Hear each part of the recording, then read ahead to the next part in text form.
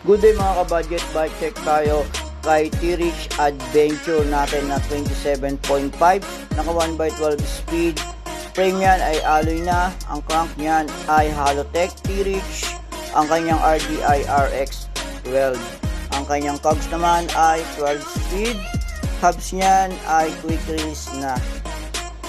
Tire niyan ay Kenda, size 27.5 by 2.25.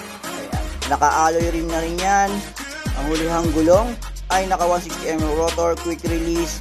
Seat post niyan ay adjustable na alloy. Saddle ay T-Reach na napakalambot. Stem niyan ay alloy na. Handlebar ay alloy na rin. Hydraulic brake na Logan. Ang kanya namang fork ay naka-quick lockout. Ayan, and alloy na. Ayan po si T-Reach Adventure 27.5. Ang kanyang SRP 13,000 with freebies, 12,500 no freebies.